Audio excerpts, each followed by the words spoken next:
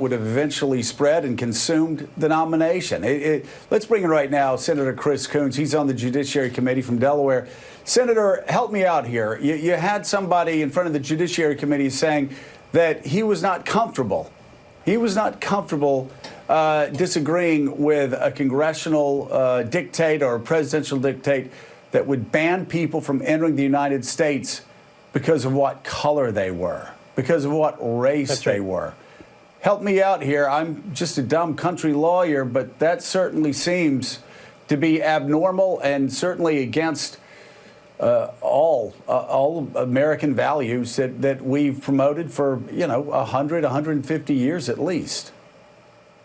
That's right, Joe. There were a number of ways in which Kavanaugh's testimony before the committee was deeply troubling. This was one exchange. Another was an exchange that I had with him about presidential power.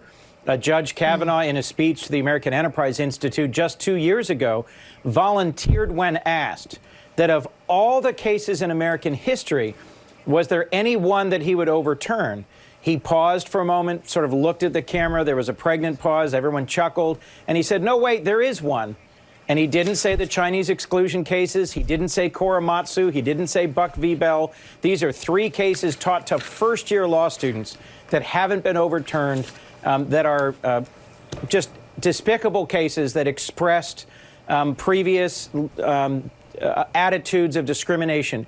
He volunteered that he would overturn Morrison v. Olson. And I questioned him about that. Why do we care?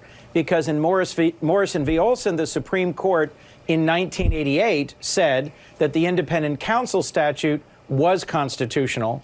And Judge Kavanaugh has written repeatedly that he thinks that the president should be able to fire a special counsel at will who is investigating him.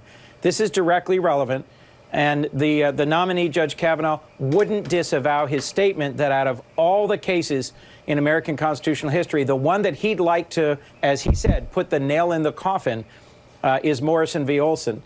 It was striking that he has been that forceful before coming in front of us about presidential power and then clammed up and really would not answer that question in front of our panel. I thought Senator Harris did a great job of getting him right in her sights on the Chinese exclusion cases. I think it was also telling that on presidential power, he wouldn't say why he previously had offered it was the most important case to overturn.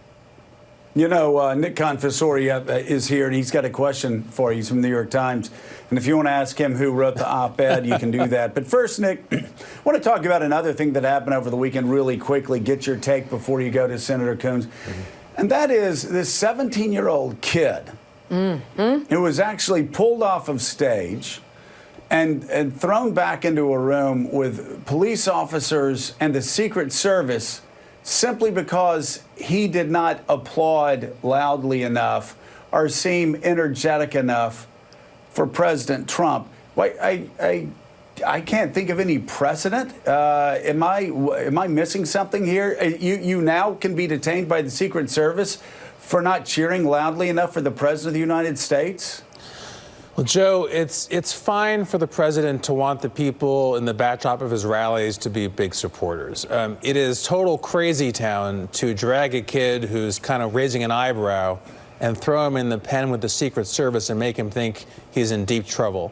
Just nicely take him out of the rally and put him outside. It's just nutso to involve the Secret Service unless you think he's making some kind of a threat to the president or has some other kind of a threat. Senator Coons, I just wanted to ask you, on one level, it's right for a judge at a hearing to say, I can't, offer an opinion from the bench, so to speak, on a case. But it struck me that Senator Harris's question was the Supreme Court hearing version of how do you feel about Nazis? And the answer should be pretty obvious. But tell me if I'm wrong here. Is it a complicated case on the Exclusion Act? And is it the kind of thing where you don't want a guy to wing it from the hearing chair? Correct. This is exactly the sort of case, given how long ago it was, given how clearly wrongly decided it was, where I was struck that Judge Kavanaugh didn't take that opportunity to say, look, Marbury versus Madison was clearly rightly decided, and the Chinese exclusion cases were clearly wrongly decided. The fact that he wasn't willing to offer that was deeply puzzling to me. Senator, follow up, just a quick question on this. And so what does that answer mean for the future for the Trump administration? What potential policies pursued by this White House could be at stake or hinge on the answer to that question from a future Supreme Court justice? Well, it may reveal a willingness to allow presidential power a scope and a reach that would be chilling to many of us in terms of decisions in the immigration space.